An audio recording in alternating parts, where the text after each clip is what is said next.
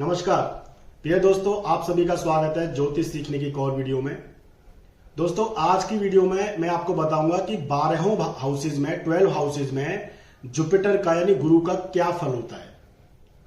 दोस्तों, गुरु के बारे में बात करेंगे, लेकिन उससे पहले जो मैं आपसे कुछ कहना चाहता हूं कि जो पिछली वीडियोस थी उसमें बहुत सारे लोगों ने प्रश्न अपने पूछे, बहुत सारे लोगों के कमेंट्स वहां पर आए। मैंने लगभग सभी प्रश्नों का वहां जवाब देने की कोशिश की। कुछ प्रश्नों के मैंने जवाब वहां नहीं दिए क्योंकि कुछ जो प्रश्न थे वो व्यक्तिगत प्रश्न थे, पर्सनल प्रश्न थे वो। दोस्तों, ये सार्वजनिक प्लेटफॉर्म है और इस पर आप कोई ऐसा प्रश्न अगर मेरे से पूछते हैं जो कि सभी के लिए ही नॉलेज में, कहीं तो ज्ञान में वृद्धि करने वाला होगा, तो उस प्रश्न का जवाब देना मेरे लिए आसान रहेगा। अब चूंकि जब कोई व्यक्ति अपनी जन्म कुंडली या जन्म डेट ऑफ बर्थ वगैरह वहां पर रख देता है कमेंट्स में, और वो अपने या व्यक्तिगत अपने प्लैनेट्स के बारे में, अलाइनमेंट जो उनके हैं हॉरोस्कोप में, उनके बारे में अगर वो जानना चाहते हैं, अपनी पर्सनल जो समस्याएं हैं, व्यक्तिगत जो समस्याएं हैं जीवन की, उनके बारे में अगर वहां पर जानना चाहते हैं, तो मुझे ऐसा लगता है कि ये प्लेटफॉर्म यानी कमेंट्स में आप जो लिखते हैं वो सही जगह उसके लिए नहीं है। दोस्तों, व्यक्तिगत आपकी समस्याएं, व्यक्तिगत आपके प्रश्न हैं, उनके बारे में अगर आप जानना चाहते हैं तो निस्संदेह आपको व्यक्तिगत रूप से मिल लेना चाहिए। उसके लिए पूरी कुंडली का अध्ययन कराना बहुत जरूरी है। सिर्फ एक या दो ग्रह से ही जान नहीं सकते कुंडली में कि किस जो प्रश्न आपके हैं उनका प्रश्नों का सही उत्तर क्या हो सकता है, या जिन प्रश्नों के उत्तर आप खोज रहे हैं जीवन में, जिन समस्याओं का हल आप खोज रहे हैं, उनका हल पाना इतना आसान नहीं है। यानी पूरी कुंडली का अध्ययन बहुत जरूरी होता है। एक नॉर्मल प्रश्न, एक साधारण सा प्रश्न अगर वहां पे पूछा जाता है कि कोई ग्रह है, अगर उसका 10th हाउस में या 5th हाउस में, किसी भी ग्रह में क्या फल होता है, आप कह सकते हैं कि दो ग्रहों की युति अगर किसी हाउस में अगर बनती है तो जनरल प्रेडिक्शन उसकी क्या होगी, तो उसका प्रश्न का मैं आंसर वहां देने की कोशिश करूंगा। लेकिन व्यक्तिगत जो प्रश्न है वो कहीं ना कहीं आपकी पर्सनल समस्याएं, आपके पर्सनल वो प्रॉब्लम्स है, उनको अगर आप सही से डील करते हैं, यानी कहें तो उनको आप सही से पूरा कंसल्टेंट की तरह, पूरा कंसल्टेंसी अगर आप लेते हैं, उसकी पूरी एक एनालिसिस आप हॉरोस्कोप की कराते हैं, तो वो ज्यादा कहीं आपके लिए बेहतर होगा। तो दोस्तों, आगे बढ़ते हैं, वीडियो में बात करते हैं जुपिटर की। जुपिटर यानी कि दैवीय कृपा, यानी भगवान की कृपा, the mercy of God. Jupiter एक ऐसा ग्रह है कुंडली का जो कि पूरी कुंडली को अगर अच्छी स्थिति में बैठा हो तो संतुलित करता है उसको। यानी कि अगर कुंडली में कुछ कमियां हैं, कुछ दोष कुंडली में अगर लगे हुए हैं, कुछ दुष्प्रभाव है कुंडली में, तो लगभग अगर जुपिटर अच्छी स्थिति में बैठा हो अकेला ही, तो लगभग 200 दोषों का नाश करने वाला अकेला जुपिटर होता है। यानी इसकी जो दृष्टि होती है वो अमृतदायी दृष्टि होती है। तो दोस्तों, जुपिटर का प्रभाव यानी जुपिटर का 12 घरों में किस तरह का फल होगा, इसके बारे में आज हम बात करेंगे।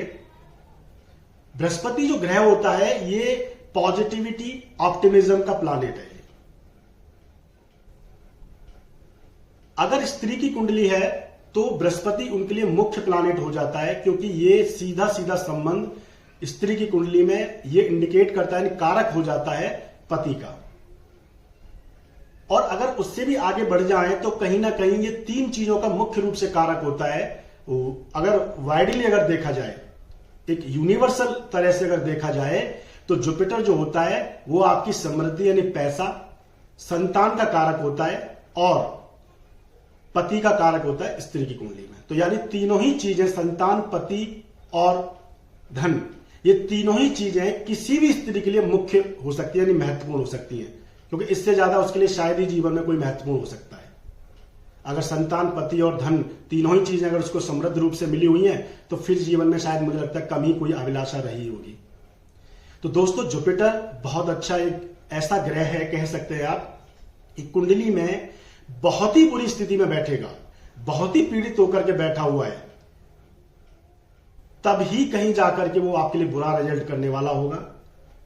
अदरवाइज कह सकते हैं कि कुंडली में अगर जुपिटर एक सामान्य सी स्थिति में भी बैठा हुआ है तो कहीं ना कहीं आपके लिए प्रॉस्पेरिटी, समृद्धि, आपके लिए खुशियां, आपके जीवन में जो आपकी अभिलाषाएं उनको पूरी करने वाला, और सबसे इंपॉर्टेंट चीज कि आपको बुरे वक्त में से निकालने वाला, और जब आपको भगवान की जरूरत हो, उसकी अनुकंपा की जरूरत हो, उसके स्नेह की आपको जरूरत होती है, तो देवगुरु बृहस्पति वहां पर आपके लिए सामने आते हैं और आपकी समस्याओं को हल कर लेते हैं। तो दोस्तों अब बात करेंगे कि 12 घरों में देवगुरु बृहस्पति और जुपिटर का क्या फल होता है। जो हॉरोस्कोप आप देख रहे हैं इसमें प्लेसमेंट मैंने सभी हाउसेस में जुपिटर की करी हुई है ताकि आपको आसानी रहे समझने में, आप रिलेट कर पाए कि कौन से हाउस में जुपिटर है। तो मैं जिस हाउस के बारे में, जिस एस्पेक्ट के दृष्टियों के बारे में बात कर रहा हूं उनको आप अच्छे से रिलेट कर पाएंगे। पहला घर, पहले घर में अगर जुपिटर बैठा हो तो यह बहुत अच्छी स्थिति होती है। व्यक्ति के व्यक्तित्व से जब जुपिटर का संपर्क होता है यानी संबंध होता है तो व्यक्ति जो होता है कहीं ना कहीं परोपकार की भावना उसमें होती है। अपनी लाइफ में अपनी चीजों को, खासकर अपनी पर्सनैलिटी को एक्सपेंड करना, यह बहुत आयत में देखा जाता है। अगर जुपिटर अगर फर्स्ट हाउस में बैठा हो तो व्यक्ति कहीं ना कहीं एक बड़े घराने से, कह सकते हैं कि उसका जो घर होता है, परिवार होता है, कहीं ना कहीं बहुत ही ज्यादा एक्सपेंडेड होता है और एक कह सकते हैं बड़े घर परिवार का रहने वाला वो व्यक्ति होता है। अगर यहां पर गुरु बैठेगा तो 5वें घर पर उसकी दृष्टि होगी, 7वें व 9वें घर पर दृष्टि होगी। अकेला गुरु यहां से तीनों ही जब हाउसेस को देखेगा जो कि बहुत ही महत्वपूर्ण घर है, गुरु की अमृत वाली जो दृष्टि होती है ये कहीं ना कहीं भाग्य में, आपकी क्रिएटिविटी में, आपके ज्ञान में वृद्धि करने वाली होती है। यहां पर समस्या यह है कि अगर यहां पर गुरु पीड़ित हो जाता है लगन में, किसी दुष्प्रभाव में अगर हो जाता है तो आपके लिए वेट के इश्यूज आते हैं, यानी कि आपका वेट जो है बढ़ जाता है। आपके लिए परेशानी जो क्रिएट करता है वो कहीं ना कहीं आपको एक एरोगेंस भी देता है। ओवर थिंकिंग जो होती है, ओवर ऑप्टिमिज्म जो होती है आपके लिए नुकसानदेह वाली हो जाती है। लेकिन गुरु का जो है फर्स्ट हाउस में जो प्रभाव होता है बहुत अच्छा होता है। लगन में गुरु बैठा हो तो अपने आप में एक महत्वपूर्ण और श्रेष्ठ स्थिति होती है। दूसरा घर, दूसरा जो घर होता है ये आपकी प्रोस्पेरिटी यानी कह सकते हैं कि समृद्धि का ये घर है। ऐसे जो व्यक्ति होते हैं ये व्यापार में बहुत अच्छा करते हैं, उससे रिलेटेड ये व्यापार करते हैं जिन 2 हाउसेस का जुपिटर ऑनर हो जाता है जन्म कुंडली में। तो अगर जुपिटर सेकंड हाउस में बैठा है तो व्यक्ति व्यापार से पैसा कमाता है, अपने पैसे को बहुत ज्यादा एक्सपेंड करता है, लेकिन उसकी जो सोच होती है वो ज्यादा से ज्यादा पैसा कमाने की होती है और व्यक्ति इन सारी चीजों में सफल होता है। ज्ञान की वृद्धि करना, ज्ञान को बढ़ाना, क्योंकि सेकंड हाउस जो होता है आपकी लर्निंग्स का भी होता है कि आप क्या जीवन में सीखेंगे। आपकी वैल्यूज का यह हाउस है, तो यानी आपकी जो भी वैल्यूज है उन सारी वैल्यूज को एक्सपेंड करना, उनको बहुतायत में बढ़ाना, कुटुंब में प्यार बढ़ाना, कुटुंब को साथ लेकर के चलना, यानी वसुधैव कुटुंबकम की जो भावना होती है वो जुपिटर की सेकंड हाउस में होती है। तो सेकंड हाउस में अगर जुपिटर है तो ये फाइनेंशियल थिंग्स के लिए बहुत अच्छा है। आप कहीं ना कहीं फाइनेंस के मैटर में लकी आपको अपने आप को पाएंगे। भगवान की कृपा आपको फाइनेंशियल मैटर्स में बनी रहती है। तीसरा घर, यह आपके ऑप्टिमिज्म का हाउस है। तीसरे घर में अगर जुपिटर है तो आप बहुत आशावादी होते हैं। आपका जो व्यवसाय है, आप जो काम आप करेंगे, कहीं ना कहीं एक पब्लिकेशन का काम, पढ़ाने का, टीचिंग का जो प्रोफेशन होता है, ये सबसे ज्यादा उत्तम आपके लिए होता है। क्योंकि तीसरा जो घर है ये मेंटेलिटी का हाउस है, आपकी मानसिकता का घर है, सकारात्मक सोच का घर होने की वजह से आपका जो प्रभाव है आपके इमीडिएट एनवायरनमेंट में ये बहुत ही अच्छा होता है। रिलेशनशिप आप किसको कह सकते हैं, आपके गिव एंड टेक की जो मेंटालिटी होती है दूसरे लोगों से रिलेशनशिप में बहुत अच्छी होती है। दूसरे लोगों से कहें तो आपके जो भी आपके कजिन्स हैं, छोटे भाई बहन हैं, या आपके जो रिलेटिव्स हैं, या फिर जो आपकी जो इमीडिएट एनवायरनमेंट होता है वहां पे आपके रिलेशंस बहुत ही अच्छे होते हैं। तो तीसरे घर में अगर जुपिटर बैठा हो तो बहुत अच्छा रिजल्ट करता है। यहां से ये 9वें घर को देखता है, 7वें घर को देखता है और 11वें घर को देखता है। और तीनों ही घरों पर जब देवगुरु बृहस्पति की दृष्टि होती है तो लाभ में कमी नहीं आने देता है, भाग्य की वृद्धि करता है, भाग्य का नुकसान नहीं होने देता है। और 7वें घर पर दृष्टि होती है, व्यापार में वृद्धि और पत्नी से सहयोग आपको मिलता है। चौथा घर, चौथे घर में अगर जुपिटर बैठा हो तो ऐसा जो व्यक्ति होता है इस पर खुद के ही परिवार वालों की बहुत कृपा होती है। ये बहुत ही ज्यादा डिवोटी होते हैं, कह सकते हैं कि बहुत ही ज्यादा ये अपने इनकी जो त्याग भावना होती है अपने परिवार को सर्व करने के लिए होती है, परिवार को आगे लेके जाना। वसुधैव कुटुंबकम का भाव भी 4th हाउस में ही आता है, क्योंकि चौथे हाउस में कर्क राशि काल पुरुष में पड़ती है और वहां पर एग्जॉल्टेड होता है, यानी कहीं ना कहीं 4th हाउस में एग्जॉल्टेड ही फील करता है। ऐसे जो व्यक्ति होते हैं इन पर इनका जो घर होता है कहीं ना कहीं बहुत बड़ा घर होता है, इनका एक बड़े कह सकते हैं बड़े घराने से इनका संबंध होता है और अपने ही परिवार में, अपने ही घर परिवार में इनकी काफी रेपुटेशन इनकी होती है।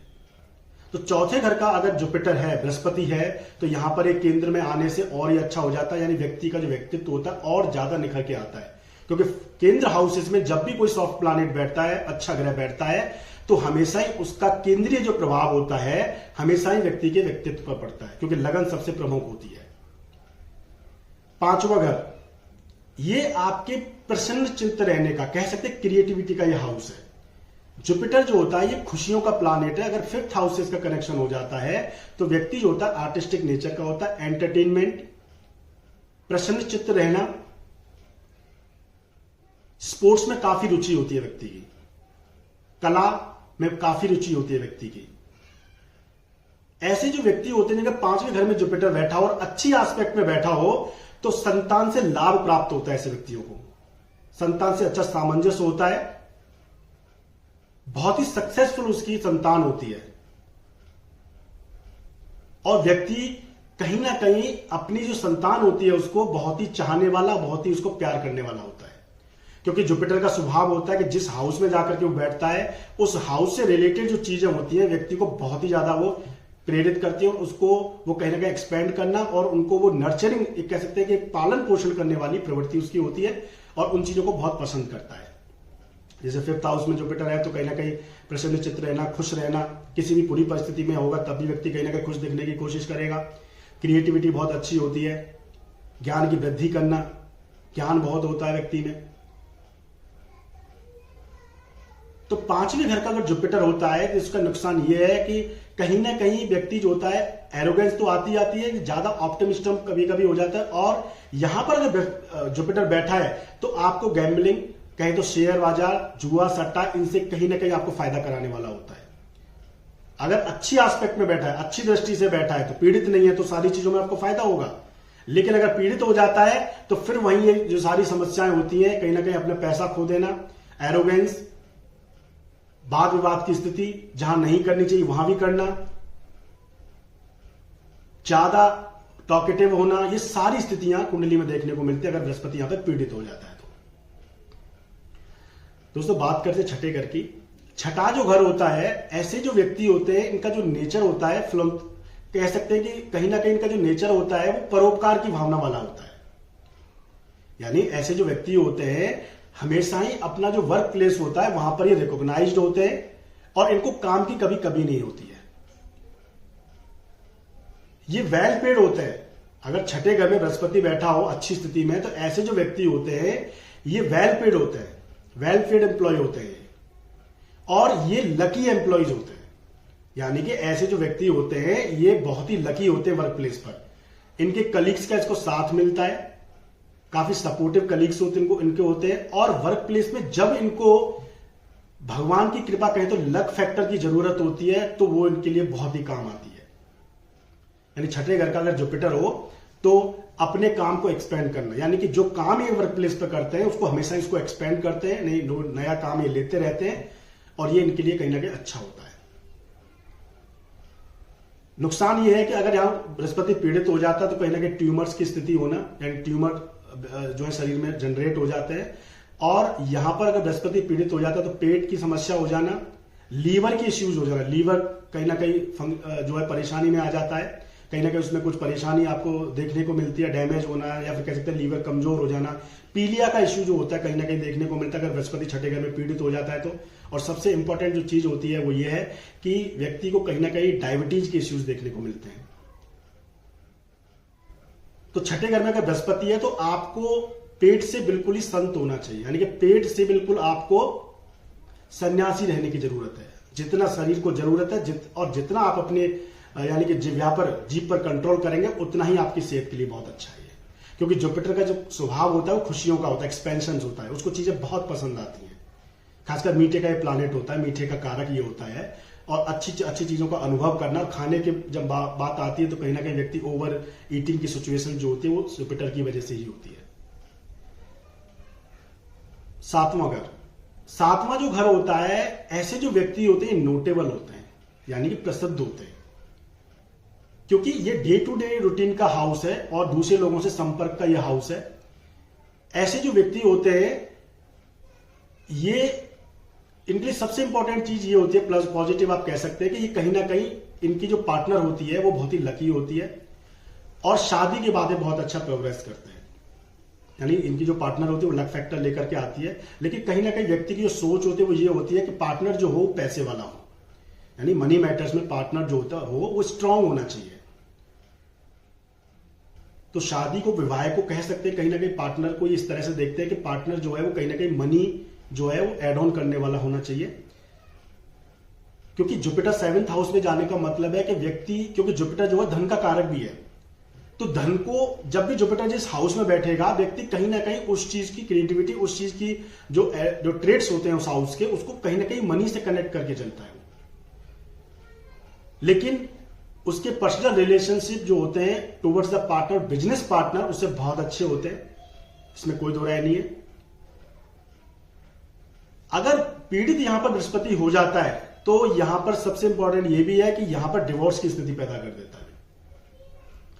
खास करके अगर स्त्री की कुंडली अगर पीड़ित बृहस्पति हो जाता है तो यह मान लीजिए कि बृहस्पति भले ही वो पत्नी के, कह सकते हैं स्त्री के लिए कारक प्लानेट हो, एक तरह से अगर 7वें घर में अगर बृहस्पति पीड़ित हो जाता है तो कहीं ना कहीं डिवोर्स की स्थिति व्यक्ति के साथ में आ जाती है और सेपरेशन की स्थिति भी देखी जाती है। तो जुपिटर जो है 7th हाउस में अच्छा रिजल्ट करता है, लेकिन वो पीड़ित नहीं होना चाहिए।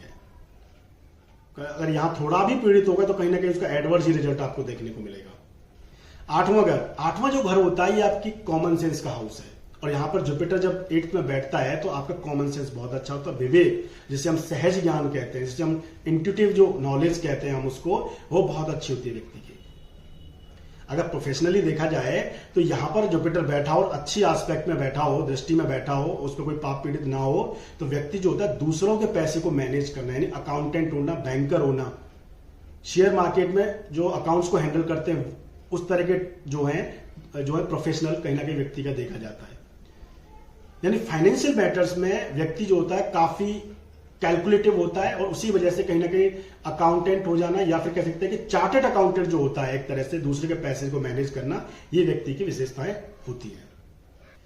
अगर 9th हाउस में जुपिटर बैठा है तो ऐसे लोगों का पितृ, यानी कह सकते हैं पूर्वजों की कृपा होती है, पेरेंट्स जो होते हैं उनके कहीं ना कहीं इनहेरिटेंस से उनको प्रॉपर्टीज मिलना, उनसे उनको फायदा मिलना।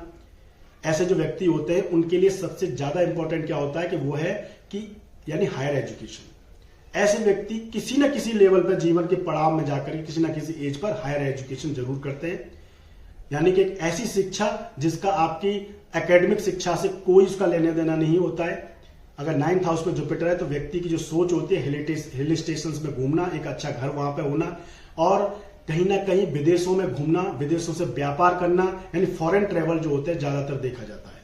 और 9th हाउस में अगर जुपिटर है तो आप फॉरेन ट्रेवल करेंगे ही करेंगे, और कहीं ना कहीं व्यक्ति की जो मेंटालिटी होती है वो अपने आप को एक्सपेंड करना थ्रू द, कह सकते हैं कि हायर एजुकेशन, और कहीं ना कहीं अपने व्यापार को एक्सपेंड करना, और वो भी कहां, तो फॉरेन लैंड्स में, और ये इनके लिए बहुत फायदेमंद भी होता है। तो 9th का जो जुपिटर होता है बहुत अच्छा होता है। फैक्ट्स होते हैं ऐसे लोग, मतलब इनकी जो नॉलेज होती है वो फैक्ट्स वाली होती है, हर चीज को तथ्य के हिसाब से लेकर के चलते हैं। बात करते हैं 10वें घर की। 10वें घर में जुपिटर अगर होता है तो ये आपके लिए सक्सेस लेकर के आता है। जुपिटर अगर 10th हाउस में हो तो व्यक्ति को सक्सेसफुल बनाता है, नैतिक काम करना, कॉन्स्टिट्यूशनल काम करना, संवैधानिक करना, असंवैधानिक काम बिल्कुल नहीं करना, इस तरह की व्यक्ति की सोच होती है। धर्म के क्षेत्र में धार्मिक कार्य करना। ऐसे जो व्यक्ति होते हैं 10th हाउस में जिनका जुपिटर होता है ये बहुत ही अच्छे न्यायाधीश होते हैं। जस्टिस इनका बहुत अच्छा होता है, भले ही न्यायाधीश पद पे ना हो, अगर अपने घर में भी हैं, अगर बड़े हैं तो सबके साथ में न्याय करके चलने वाले होते हैं ऐसे व्यक्ति। यानी कि इनकी कह सकते हैं कि जजमेंट पावर इनकी बहुत अच्छी होती है। 10th हाउस को जुपिटर होगा, 4th हाउस को देखेगा, बहुत अच्छा है, घर परिवार में वृद्धि करेगा, सुखों में वृद्धि करेगा। धन स्थान को 5वीं दृष्टि से देखेगा, धन में वृद्धि करेगा। वहीं अगर देखेंगे तो 9वें घर से अगर बैठा है जुपिटर तो वहां पे, माफ कीजिए 10वें घर में जुपिटर बैठा है तो वहां से फिर 9वीं जो दृष्टि उसकी पड़ने वाली है वो 6th हाउस में पड़ने वाली है। काम की कभी भी कमी नहीं आने देगा आपके लिए, यानी कि एक जॉब जाएगी दूसरी आ जाएगी। यानी जुपिटर अगर 10th हाउस में बैठा हो तो कहीं ना कहीं आप पर ये कह सकते हैं कि ऐसा जो व्यक्ति होता है ये बहुत ही अच्छा, एक कह सकते हैं कि एडमिनिस्ट्रेटिव भी बहुत अच्छा होता है इसका। अब बात करते हैं 11वें घर की। तो दोस्तों 11वें घर में अगर जुपिटर बैठा हो तो 11वें घर में कोई भी पाप ग्रह बैठा हो या शुभ ग्रह बैठा हो अच्छा फल करता है। ऐसे जो व्यक्ति होते हैं ये बहुत ही कह सकते हैं कि इनकी इंट्यूशंस बहुत अच्छी होती हैं। समाज में, सोसाइटी में इनको बहुत ही इज्जत मिलती है अगर अच्छी दृष्टि में है तो, अच्छी दृष्टि में है तो। और कहीं ना कहीं ये समाज में और आपकी इनकी जो सोसाइटी होती है, सामाजिक जो क्षेत्र होता है वहां पर अपने आप को एक्सपेंड करते हैं। तो 11वें घर में अगर जुपिटर बैठा है तो ये बहुत ही अच्छा रिजल्ट करने वाला होता है। बात करते हैं 12वें घर की। दोस्तों 12वां जो घर होता है ये चैरिटेबल थिंग्स को दिखाता है। अगर जुपिटर अगर वहां बैठा हो तो यानी व्यक्ति की जो सोच होती है, उसका जो स्वभाव होता है वो चैरिटेबल होता है। अपने सुखों का त्याग करना, दूसरों के लिए भलाई करना, ये उसके स्वभाव में होता है। ज्ञानी होता है व्यक्ति, सबकॉन्शियस का ये हाउस है, पुनर्जन्म पिछले जन्म के कर्मों का ये हाउस है। तो जुपिटर यानी बृहस्पति, ज्ञान का अगर संबंध 12वें घर से हो जाता है तो निसंदेह व्यक्ति जो होता है ज्ञानी होता है। नई नई चीजों को खोजना, सबसे बड़ी महत्वपूर्ण जो बात है इस 12वें घर में, आप कह सकते हैं कि ऐसे व्यक्ति जिनका जुपिटर 12वें घर में होता है, the angels are on shoulder, यानी कि कह सकते हैं कि भगवान की जो कृपा होती है उनके कंधों पर बनी रहती है। तो दोस्तों 12वें घर का जुपिटर बहुत अच्छा रिजल्ट करता है, क्योंकि कहीं ना कहीं 12वीं राशि जो उसकी मीन राशि होती है वो 12th हाउस में पड़ती है नेचुरल जॉडियक के। 12वें घर सबकॉन्शियस का हाउस है आपके, ये कार्मिक थ्योरीज का हाउस है। तो दोस्तों 12वें घर में जुपिटर बहुत अच्छा रिजल्ट करता है। तो दोस्तों ये मैंने आपको बताया कि 12 घरों में कैसा फल जुपिटर करता है। दोस्तों आने वाले वीडियोस में मैं आपको सैटर्न के बारे में बताऊंगा, शनि के बारे में। उसके बाद फिर मैं जो सबसे इंपॉर्टेंट कह सकते हैं आप कि आउटर प्लैनेट्स नेपच्यून, प्लूटो, और उन पर शुरुआत करूंगा। और इतनी अच्छी उनकी जो कह सकते हैं कि एक थ्योरी है ज्योतिष में, उसको मैं आपके सामने लेकर के आऊंगा। तो ज्योतिष से संबंधित अधिक जानकारी के लिए, ज्योतिष सीखना चाहते हैं, ज्योतिष में आपकी रुचि है, ज्योतिष पढ़ते हैं आप, एनालिसिस करते हैं हॉरोस्कोप का, तो ये चैनल को सब्सक्राइब करिए, बेल आइकन बटन दबाइए, लाइक जरूर करिए वीडियो को, क्योंकि जितना लाइक करेंगे दूसरे को फायदा मिलेगा। दोस्तों सबसे इंपॉर्टेंट बात यह है कि अगर जुपिटर पहले घर में, 5वें घर में, 9वें घर में बैठा हो तो निसंदेह ये अपने आप में बहुत श्रेष्ठ स्थिति होती है। ऐसे व्यक्तियों पर कहीं ना कहीं दैवीय कृपा होती है। और लगन पर अगर दृष्टि कहीं से भी पड़ जाए, 7वें घर में भी अगर जुपिटर बैठा लगन से अगर लगन को दृष्टि डाल देता है, यानी जुपिटर की दृष्टि कहीं से भी लगन पर पड़नी जरूरी है। तो ऐसे जो व्यक्ति होते हैं इन पर दैवीय कृपा होती है। जब बुरा वक्त होता है, जब भगवान की कृपा की इनको जरूरत होती है, तो कहीं ना कहीं वो एक भगवान का रूप लेकर के आते हैं और व्यक्ति को वहां से परेशानियों से निकाल देते हैं। दोस्तों ये सारी जो प्रेडिक्शंस है, एनालिसिस है, ये हाउसेस पर जो ट्रेड्स मैंने आपको बताए हैं, पूरी कुंडली का अध्ययन करना बहुत जरूरी है। किस राशि में बैठा है, किस एस्पेक्ट में बैठा है, किस ग्रह के साथ युति बना करके बैठा है, क्या दृष्टि संबंध है, उसका डिस्पोजिटर कहां जाकर के बैठा हुआ है, इतनी सारी चीजें और भी उसमें बहुत सारी देखने की होती है। पूरी कुंडली का जो इंक्लिनेशन है वो किस तरह का है, पूरी कुंडली का झुकाव कैसा है, बेसिक ट्रेड्स क्या है, कल उसका नेचर क्या है व्यक्ति का, सारी चीजों का अध्ययन बहुत जरूरी है। तो इसलिए आने वाली जो वीडियोस है उनमें मैं बहुत सारी चीजें और बताने वाला हूं, और दूसरे प्लैनेट्स के बारे में आपको बताने वाला हूं। चैनल को सब्सक्राइब करिए। तो मिलते हैं अगली बारी वीडियो में, तब तक के लिए नमस्कार।